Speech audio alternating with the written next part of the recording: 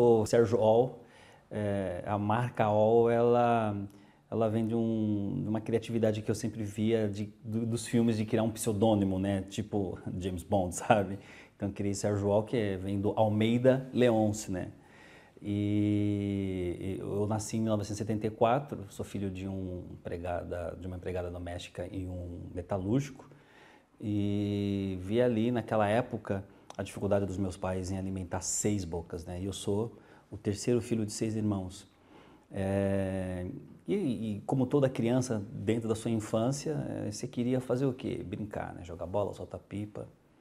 E eu era fascinado também por essas atividades, mas o mais importante é que o senso empreendedor, ele nasce através das suas maiores adversidades. Então, vendo os meus pais lutando em alimentar 6 bocas, e às vezes a gente já passou fome, nasceu um empreendedor ali que falou para a mãe que um dia seria um grande empresário e que realizaria os sonhos dos meus pais, né, da minha mãe principalmente, que era ter a casa própria. E dali nasceu um empreendedor, com 6, 7 anos. E quando eu disse que os meus irmãos brincavam, só jogavam bola e soltavam pipa, e que era algo muito normal, dentre as minhas brincadeiras estava de fazer da cama de casal dos meus pais uma mesa de escritório. E daquela caixa de feira de laranja, de ser o meu carro. Então eu sempre brincava, de sempre alimentando esse meu sonho de ser um empresário. E eu fui levando isso até a minha juventude, até a minha adolescência. Nós tivemos a oportunidade de realizar o sonho da casa própria, onde a minha avó antecipou parte da herança da minha mãe para comprar um terreno. Nós compramos a nossa casa, saímos ali daquela região do Valor Velho, Capão Redondo, e fomos para o Santo Eduardo. E de lá a gente teve a oportunidade de construir do zero uma casa. Então a gente aprendeu também o valor do dinheiro, né? Em ajudar o meu pai a construir a nossa casa. E muitas pessoas sempre falavam que a educação financeira no Brasil nunca existiu, nunca fez parte do DNA do brasileiro, e há controvérsias.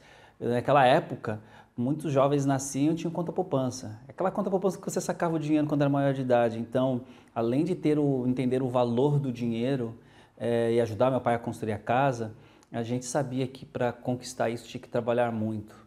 E a minha mãe sempre falava que eu poderia ser o que eu quisesse na minha vida, desde o gari até um mega empresário. E ela sempre foi a mulher que alimentou os meus sonhos, ao contrário de poucas famílias que sempre... famílias desestruturadas no sentido de nunca apoiar os sonhos dos filhos, né? E sempre aquela perguntinha que eu sempre ouvi falar das pessoas fazendo: o que você quer ser quando crescer? Então eu falava que eu queria ser um empresário, e isso sempre fez parte da minha rotina, né? Minha mãe falava que eu tinha que estudar, seguir 5 passos. Primeiro, estudar. Naquela época a gente não tinha muita tecnologia, como smartphone, internet. A gente tinha acesso a jornal, revista, televisão e rádio. Então ela falava eu precisava ser um jovem culto que precisava ter noções de conhecimentos gerais, né? Saber um pouquinho da economia para que eu fosse um jovem interessante. Terceiro, ela falava da minha aparência. Nós vivemos num país que ele é extremamente racista, né? Institucionalmente falando também. Então ela falava que a aparência era tudo para não ser um corpo preto facilmente confundido. Ainda mais naquela época, né? Eu nasci em 74, né? Em 84 eu era um jovem de 10 anos que andava de terno e gravata, e por ter vindo de uma família cristã, isso também me fez com que eu também tivesse alguns valores que me permitisse não sair do meu foco. E o quarto, ela falava meu nome. Naquela época falava muito da pessoa ter o nome libado, porque um dia a gente iria utilizar esse nome.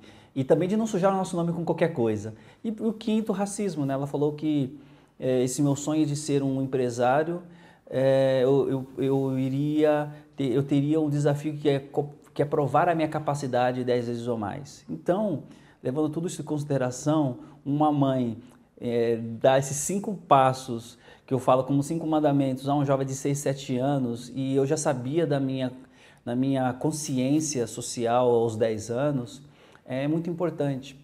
Mas a vida continua, né? Ajudando meu pai a construir a casa.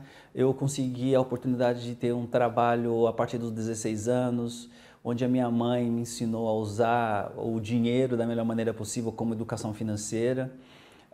Eu trabalhei numa empresa de loja de departamentos que muitas pessoas devem conhecer, que era o Mapping. Então eu comecei lá como office boy na região de Pinheiros, na filial de Pinheiros. Aí depois eu fui para a matriz, onde fui promovido a mensageiro, ou seja, deixei de andar na rua e comecei a trabalhar internamente. E lá no Mapping eu tive um aprendizado intraempreendedor. O que é ser um intraempreendedor, né? Que é construir uma carreira dentro de uma grande empresa. E eu via naquele mundo de mapping o futuro, eu me via como futuro diretor. Eu era o único office boy de todas as filiais que andava de terno e gravata. Então isso de uma certa forma chamava a atenção da diretoria do banco e dos meus chefes, mostrando que ao ver deles eu estava vestindo a camisa, né? Eu queria ser um jovem futuro diretor dessa empresa. E eu fiquei durante 8 anos nessa empresa entendendo muito sobre gestão, né? Atuei na área de cobrança, entender como que o banco faz a gestão das cobranças dos seus clientes, dos pagantes e não pagantes. Depois eu fui para o Banco Mapping, existia o Banco Mapping na época, onde eu conheci um pouquinho do mercado de capitais, onde eles trabalhavam muito com ações. E dali eu comecei a me entender como gente a partir dos 17 anos. E fui convidado pelo banco a ser um jovem diretor. O banco me viu como jovem diretor e eles me ofereceram um curso de direito, sem uma bolsa 100% e o direito de usar um carro da diretoria. Eu achava isso um must para mim, né? Poxa, o banco está acreditando em mim. Mas também foi um banco que eu tive experiência com racismo. Eu lembrei de um dos mandamentos da minha mãe. Eu tive um chefe que não gostava muito de mim e em uma época ele me colocou no arquivo morto desse banco. E naquela época o arquivo morto ele ficava abaixo da garagem. E é ali que o meu espírito empreendedor aflorou. Eu usei aquela dor, eu usei aquele momento para empreender e eu transformei esse arquivo morto no modelo de arquivo para todas as filiais da empresa, por isso que a diretoria me via com bons olhos. Mas eu achava que existia ali um desafio. Para eu ser um jovem diretor naquela empresa ia demorar 10 anos. E eu falei que eu não queria ter todo esse tempo dedicado para isso, que eu achava que em pouco tempo eu poderia ser alguém na vida. Foi quando eu resolvi empreender. Mas eu tive a dor de perder minha mãe nesse meio espaço de tempo, o câncer ceifou a vida dela, e aí eu tive uma terceira dor, né? A dor da ausência, né? Da pessoa que era a minha maior incentivadora. Então eu fiquei 2 anos recluso, passando pelo meu luto, com meu dinheirinho guardado da rescisão, né? Porque eu saí do Mapping, e 2 anos depois eu resolvi acordar para a vida. Porque numa carta que a minha mãe escreveu antes dela morrer, ela falava assim que eu poderia ser o que eu quisesse, que ninguém jamais poderia ou teria condições de me impedir de realizar os meus sonhos. Depois que eu li aquela carta, eu falei que precisava fazer alguma coisa por mim. E eu fui à busca do que eu queria fazer. Comecei a fazer marketing multinível, depois eu fui para a Emo, e quem não conhece uma empresa de marketing, foi a primeira empresa de marketing multinível que entrou na América Latina. Eu entrei nessa empresa, me tornei um jovem líder, mas ali eu aprendi o de liderança. O MAP me ensinou gestão e a Emo me ensinou a liderar, né? Como que eu vou ao topo puxando pessoas comigo. Fiquei durante pouco tempo como jovem líder, aprendi muito ali e eu achava que empreender seria uma forma de eu trazer esses 2 conhecimentos, a de gestão e a de liderança. Foi quando o meu primo, que ele é empresário e publicitário, ele toda quarta-feira fazia um jogo, fazia a noite do futebol, jogo de videogame. E a ele e os meus amigos de infância, os amigos de infância dele, toda quarta-feira. E aí foi quando, na minha hora de jogar com ele, no intervalo de um jogo para o outro, eu falei assim, primo, a gente podia fazer disso um negócio. E ele falou, poxa, é mesmo, né? E aí ele também já era super empreendedor, nós nos reunimos com mais 4 amigos e lançamos e criamos um buscador de dicas. O que é um buscador? Hoje que você tem aí como o Google ou mesmo o Internet Explorer da Microsoft, nós pensamos criar um buscador de dicas de jogos.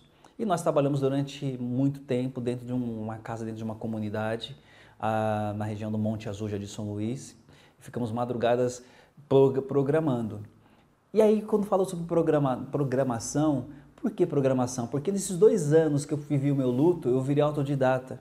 Eu passei a utilizar a leitura, programação e outras áreas do empreendedorismo para fazer alguma coisa de útil, né? Para viver ali meu luto, né? E eu me tornei autodidata e passamos a programar. Fizemos um buscador, chamamos mais 4 amigos de áreas específicas para ajudar a construir esse produto e nós lançamos o SOS Games na década de 90, na grande bolha da internet, né? Quando foi lançada a internet, vieram muitos questionamentos sobre a finalidade dela.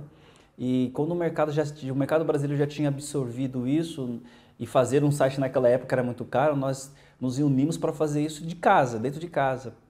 Nós lançamos o SOS Games como um buscador de dicas, com aquele simples que você coloca o nome de um jogo e dali daquele jogo ele dá o resultado de como você passar as fases.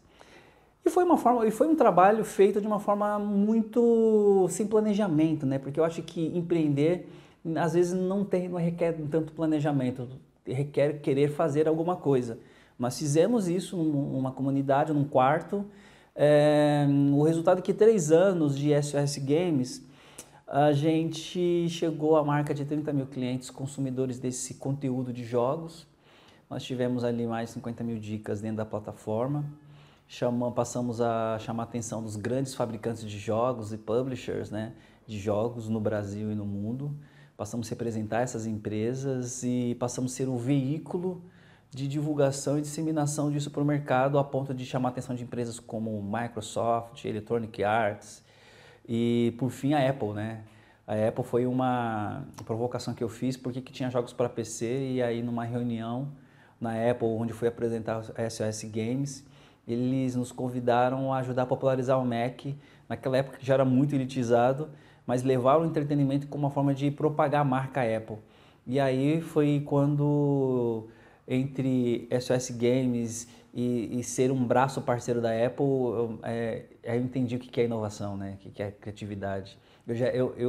Os meus irmãos falavam que quando eu era criança eu viajava muito na maionese, e na verdade eu era criativo. E as pessoas não viam isso como criatividade. Quando nós trabalhamos com Apple, o mercado se abriu, e aí nessa jornada do meu primeiro negócio, e aí eu falo para todos os empreendedores que sociedade é um casamento, houveram focos diferentes dentro dessa grande jornada e eu percebi que o meu parava ali. Depois a gente temos conquistado o mercado, eu ter me tornado especialista no mercado de games, onde eu fazia conteúdos de jogos para os jornais, nas cadernos de informática de alguns jornais, eu percebi que o meu foco parou ali. E tem tudo muito a ver com essa questão societária, né? E aí eu me senti impelido a tomar uma decisão, começar do zero. Foi quando eu tive a audácia de entender que eu era criativo.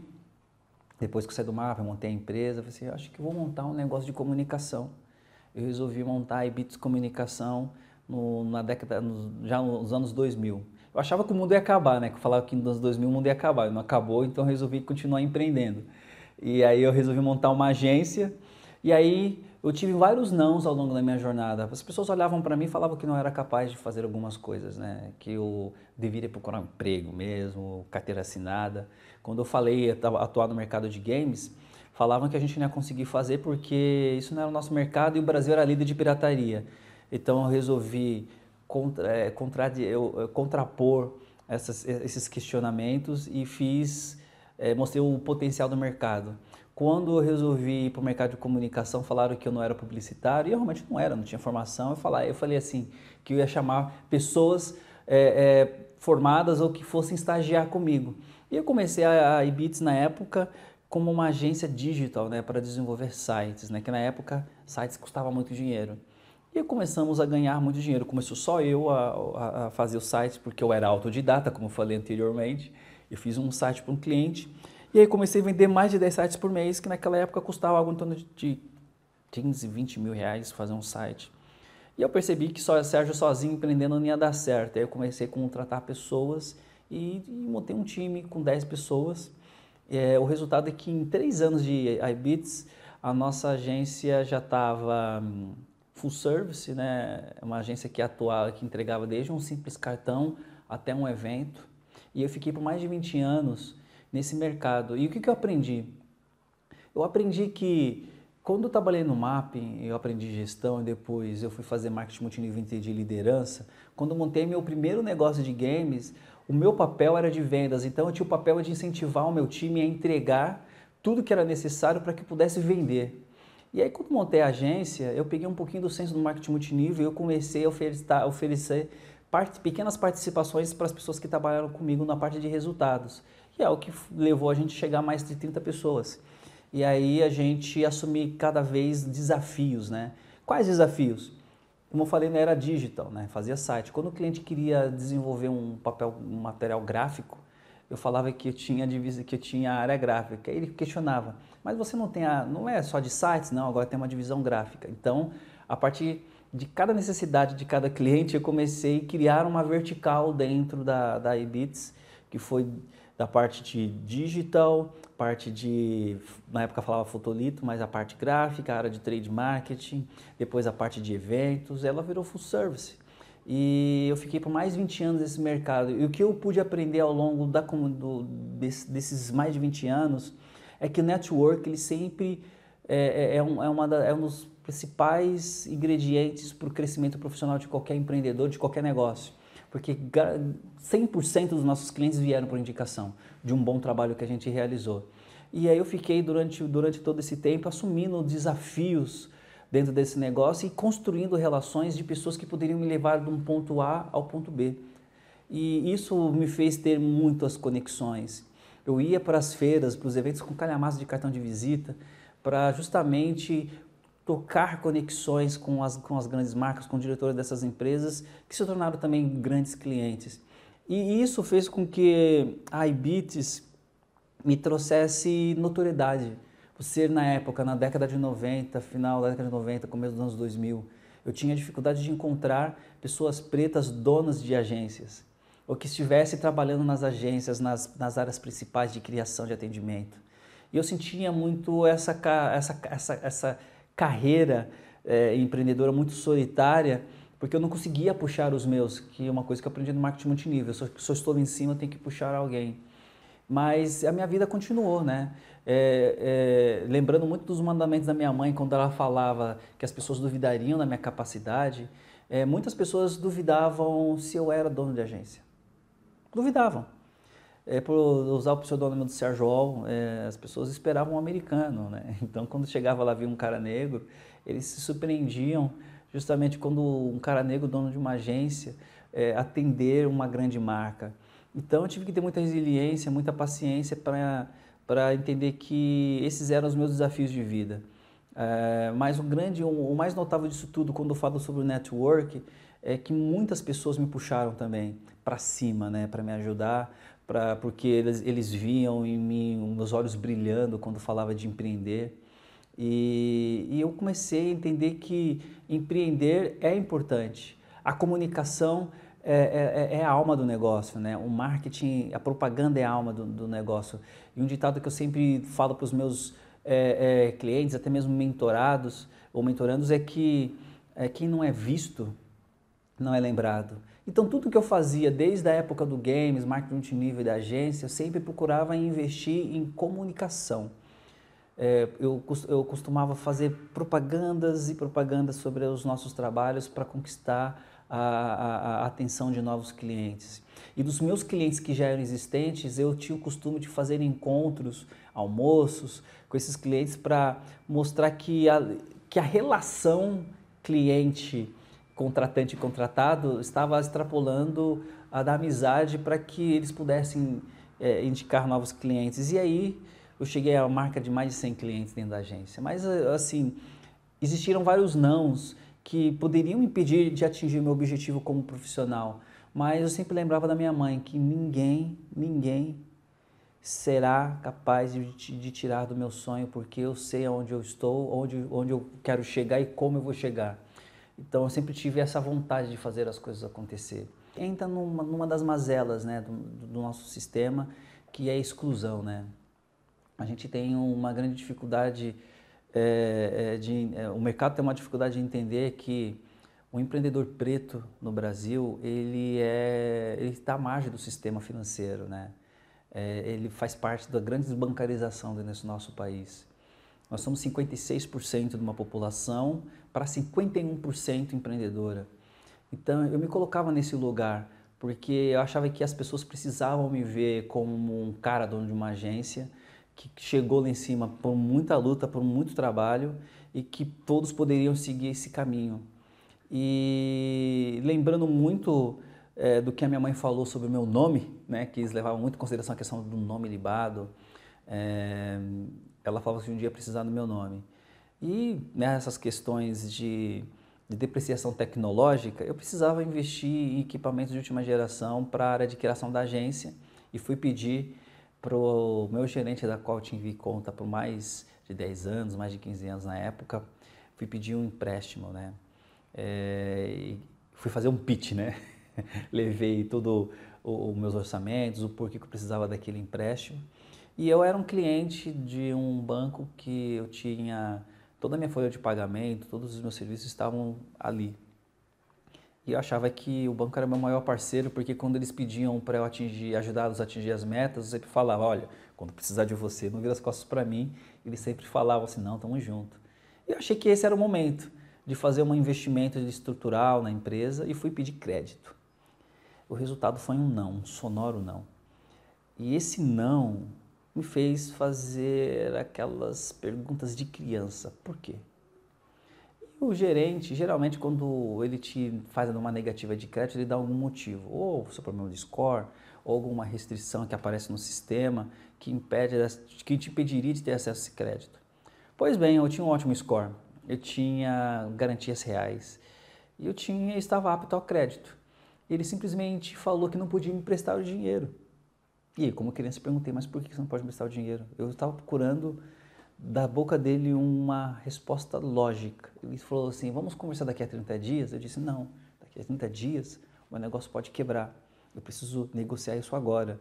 Sérgio, eu não posso te emprestar esse dinheiro.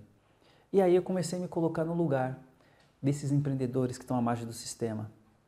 E eu passei a entender que é um trabalho, eu tive que ter muita resiliência para entender aquilo e como publicitário, de coração que eu sou, entender quantos Sérgios existem, né?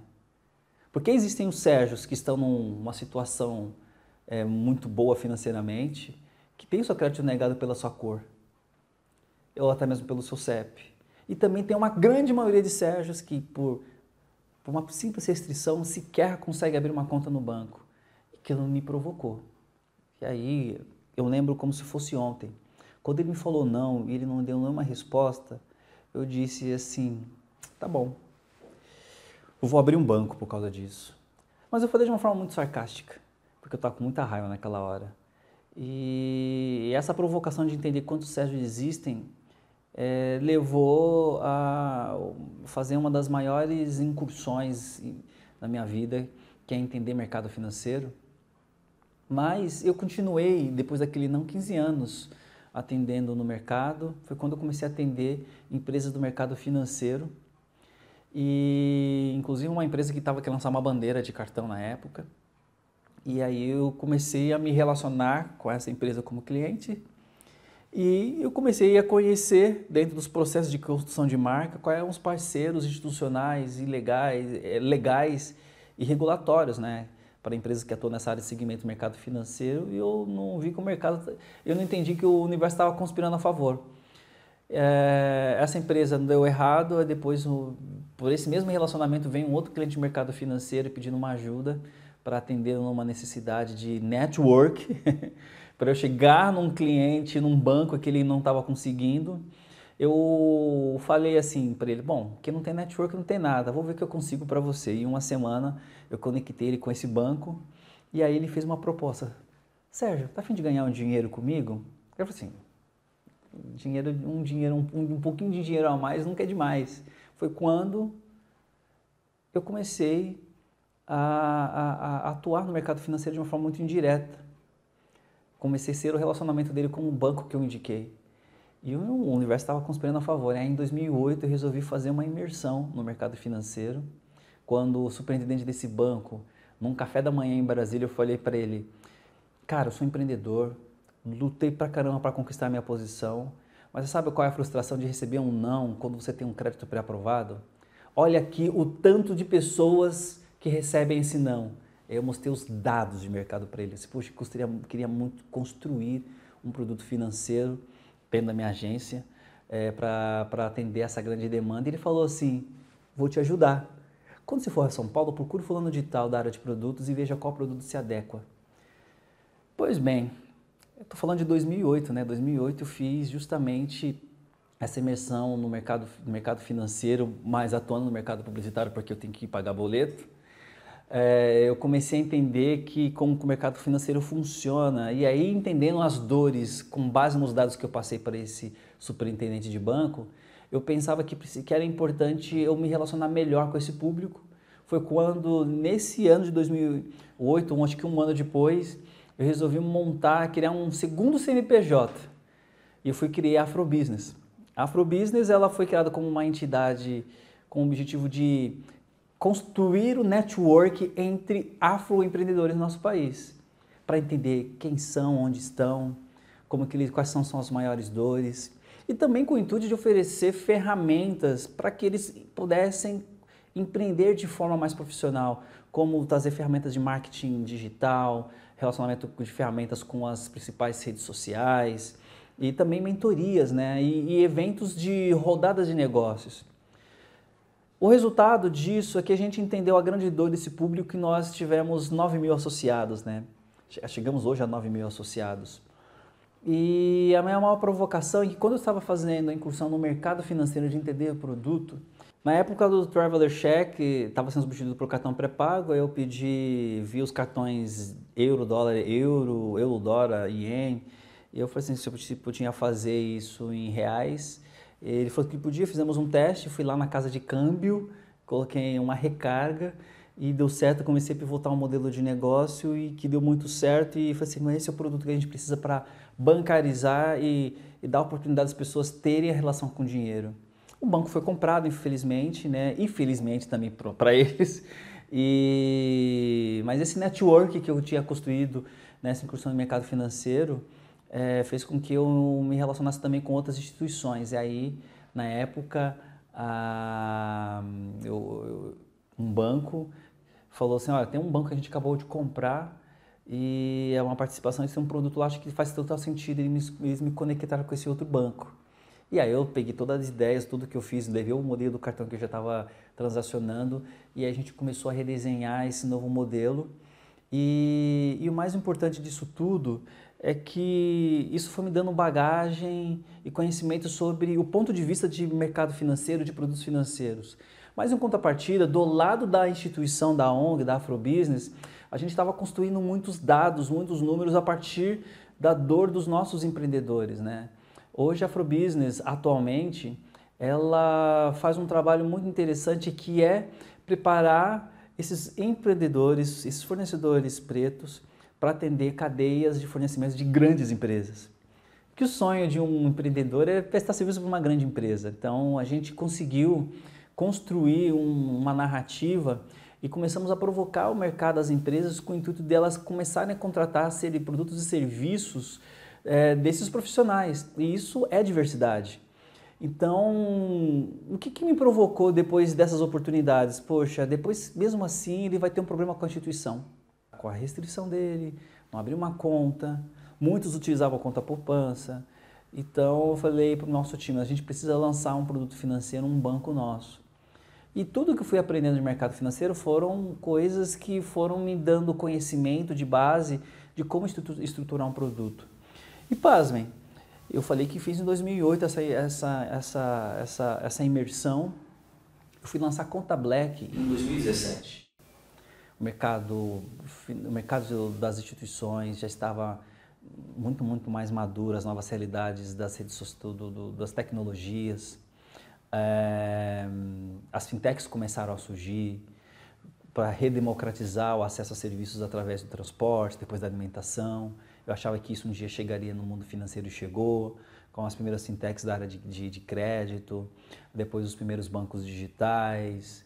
Teve um banco que inventou a ideia do banco digital e ele revolucionou o mercado abrindo essa porta para as fintechs. E isso foi aprendizado para mim no decorrer da jornada, de entender produto, entender regulação, entender o que o Banco Central estava imaginando, a ponto de em 2017 lançar a Conta Black. E o mais importante disso tudo é que, se não fosse lá atrás, eu conhecer um pouquinho de gestão, de negócios, do relacionamento com o cliente, de eu não lançar de eu ter a experiência de fazer de investir meu tempo em um negócio de marketing multinível que me ensinou a valorizar as pessoas, ajudar as pessoas e construir uma visão de líder. E depois de usar todos esses inputs para criar meu pequeno negócio de uma área, de um segmento em que o Brasil era líder de pirataria, que é o mercado de games, e a gente montar uma plataforma que mostrou que o mercado brasileiro é ávido e consumidor por esse segmento, e depois de eu vender a minha participação e ir para o mercado de comunicação, o resultado é que tudo se resume a pessoas. O meu maior produto sempre foram pessoas. Então, tudo que eu trabalhei, tudo que eu construí foi para atender a necessidade e expectativa do cliente final, que é uma pessoa, que é o que vai consumir. E o mais importante disso tudo é que quando a gente chega na atualidade de banco, qual a maior dor dos bancos? O banco não tem dor. Quem tem dor são os seus clientes. Que precisam ter acesso a crédito, que precisam ter acesso a serviços financeiros básicos para construir uma jornada empreendedora positiva. E o sistema financeiro ele sempre excluiu essas pessoas. Então, eu imaginei que construir um sistema, um banco digital com o objetivo de incluir essas pessoas, porque elas são os meus maiores ativos, foi uma das formas de eu utilizar o marketing, a comunicação como minha maior ferramenta para trazer à tona aquilo que se fala muito atualmente e que existia na minha época, que é a educação financeira.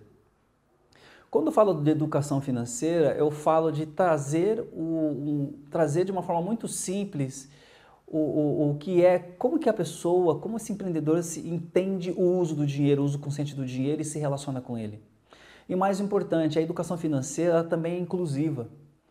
Então, quando eu falo sobre educação financeira, eu estou ajudando essa pessoa a ter um melhor relacionamento com o seu dinheiro, mas acima de tudo, eu estou oferecendo uma ferramenta para que ela possa aprender a fazer a gestão do seu próprio dinheiro. E a comunicação, ela é a base disso tudo. De falar de propósito, de falar de nicho, de falar sobre dor, de quem entende de dor para quem passa por uma dor, é um processo de comunicação que também ajuda a transformar. E quando eu falo de educação financeira e falo de inclusão financeira, eu falo também da inclusão digital, porque nós estamos dando uma possibilidade para essa pessoa aprender a lidar com dinheiro, utilizar os serviços financeiros e através disso ter a inclusão digital que muitos utilizam hoje. Imagina, a pessoa utilizar o próprio cartão dela para utilizar um Uber, um iFood quando quiser comer alguma coisa com a família ou comprar algo pela internet. Isso é inclusão também digital.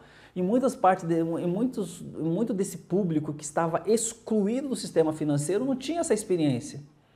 Eu acho que o mundo da redemocratização, essa redemocratização vem para incluir. Em 2017, quando nós lançamos a Conta Black, nós falávamos com um mercado desbancarizado de 55 milhões de pessoas. Com o advento das fintechs, esse número diminuiu para 34 milhões. E não estamos falando de 34 milhões de pessoas que não só tenham acesso a serviços financeiros, estão vendo pessoas que também têm acesso, mas elas são subbancarizadas, que não têm relacionamento com a instituição, que ainda as mesmas barreiras que tinha do físico, elas migraram para o digital e, na verdade, as instituições só gourmetizaram. Então, a gente construiu um banco com esse objetivo de quebrar essas barreiras e focar na pessoa, naquele CPF, que sonha ser um CNPJ, ou naquele CNPJ que, ruim das pernas, quer ser um ótimo CNPJ e quer fortalecer o CPF que está por detrás daquele CNPJ. Então a Conta Black ela veio com esse objetivo e eu falo em todos os eventos que como banqueiro eu sou um ótimo publicitário, porque eu entendo de gente, eu entendo das dores, eu entendo do que a pessoa precisa para que o mercado consuma. E quando a gente fala de gente, eu estou falando de um público que hoje é mais de 57%, e que desses 57%, 51% são empreendedores. Ou seja, nós somos a maioria no empresariado brasileiro. E mesmo assim, sofremos com faturamento. 48% desses 51% não tem um faturamento recorrente. Eles lutam para ter faturamento, não tem valuation, sabe? Então, a gente percebe que o nosso papel como instituição é justamente criar ferramentas, oferecer ferramentas de comunicação para que ele possa vender mais e trazer uma ferramenta financeira para que ele possa se empoderar financeiramente mais. Então, quando a gente se debruça nesses números, e isso faz parte do meu DNA como um cara de comunicação, é saber o que as comunidades estão fazendo para sobreviver. Aqui até então eram áreas muito excluídas, principalmente até pelos serviços de delivery, né? E que hoje eles começam a ver que são pessoas que consomem. Estão falando de comunidades, as comunidades elas movimentam 120 bilhões por ano e ainda são vistas de forma negativa, né? Os grandes celeiros de inovação estão nas comunidades, então por que eu não posso apoiar? Se eu comecei lá atrás na dor e estou ajudando pessoas na dor, por que eu não posso apoiar esses empreendedores fazendo que a sua localidade seja o maior espaço para transformação? Então, o resumo disso tudo é que o marketing, a comunicação, foi o que me preparou para chegar onde eu estou hoje. De ter esse conhecimento, entender as expectativas e as necessidades do meu cliente final, do consumidor final, para que pudesse vender ou ajudá-lo a vender melhor. E isso fez com que me lembrasse uma coisa que a minha mãe falava, que eu posso ser o que eu quiser.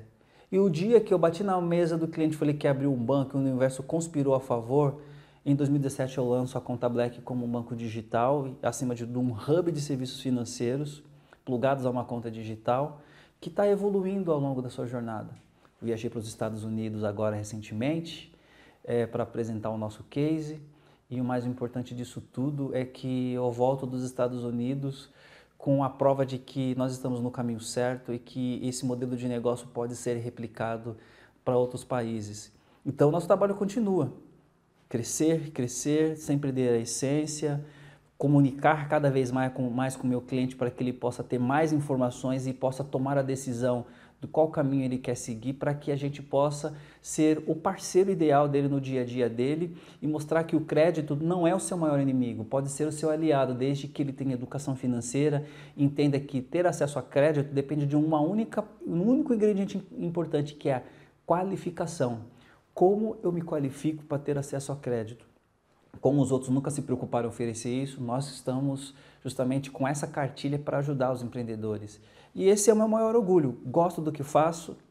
Para não perder a mão da comunicação, da publicidade, eu mentoro empresas e pessoas na área de comunicação.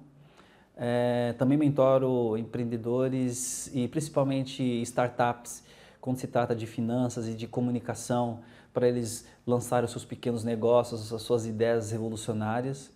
Então, acho que é o papel que eu me coloco hoje para apoiar, para ajudar. E o mundo do marketing, para mim, ele é a essência de tudo que existe aqui, quando nós falamos de empreender, como falamos de marca, como falamos das relações. Tinha uma época atrás que falava muito de marketing pessoal, as pessoas precisavam investir em marketing pessoal, eu também investi muito em marketing pessoal, para as pessoas verem o Sérgio como empresário, o Sérgio como publicitário. Então eu tive ali que também fazer um investimento muito pessoal para que eu estando à frente do negócio, as empresas conseguissem ver relevância. E ao longo da minha jornada eu fiz shows internacionais, fiz projetos muito maravilhosos na área de TV, e também fui conhecendo muitos profissionais do mercado de comunicação. Então a gente passou por uma fase muito turva da época de 2007, 2008, em que as pequenas agências estavam tendo muito espaço e as grandes estavam começando a comprar essas pequenas. Então eu comecei a me imaginar como que eu ia migrar, como que eu iria me reposicionar, né? Então eu comecei a prestar serviço para grandes agências, né? Então eu usei esse network para chegar nas grandes agências e tê-las como as minhas principais aliadas. E aí eu comecei a atender marcas como Häagen-Dazs, Ford, entre outras. E eu acho que o mais importante disso tudo é que existe concorrência boa e concorrência ruim, né? Então eu sempre focava na concorrência boa, de conhecer os meus concorrentes e construir uma relação para que eles me vissem como aliado, né? Então construir essa relação de aliado é o que me manteve no mercado durante mais de 20 anos. E fazer parte do Hall da Fama do marketing, é uma coroa, é uma coroação de mais de 30 anos de trabalho. Mais de 30 anos de trabalho, de um jovem que nasceu lá na periferia do Velho Capão Redondo, que teve seus sonhos, correu atrás dos seus sonhos, teve pessoas que sempre o incentivou desde pequeno, tiveram ao longo da sua jornada empreendedora empresários e pessoas que viam o brilho nos meus olhos e que sempre me apoiaram, sempre abriram portas para mim, pessoas de mercado financeiro que viam potencial nessa minha vontade de fazer esse negócio acontecer e abriram portas para mim. E fazer parte do hall da fama do marketing é uma coroação de que eu fiz um bom trabalho e estou fazendo um bom trabalho. E eu acho que é um momento de eu compartilhar mais essas experiências com outros profissionais e mostrar que você pode ser o que você quiser, você pode conquistar o espaço que quiser e que ninguém será capaz de impedi-lo de realizar o seu sonho, de você realizar sonhos, né? Deixar de fantasiar e realizar sonhos. E eu agradeço muito a Abramark por esse reconhecimento e eu quero mais desafios, Eu quero levar esse reconhecimento para as pessoas de lá que estão esquecidas, para mostrar para elas, olha, eu cheguei aqui, aproveitem o que vocês têm de mais importante no momento, que vocês têm as tecnologias na ponta da mão, vocês têm ali as informações na ponta da mão para vocês aprenderem e o mais importante disso tudo, vocês têm a possibilidade de estudar, de se formar, de se estruturar, algo que eu não tinha na minha época, eu tive que tirar água de rocha para fazer as coisas acontecer e esse reconhecimento é tudo que eu precisava para para zerar o game desse mundo que é um jogo, né? Para zerar esse game e mostrar que sim, é possível e eu só tenho que agradecer. E qual é o próximo passo? A saga continua.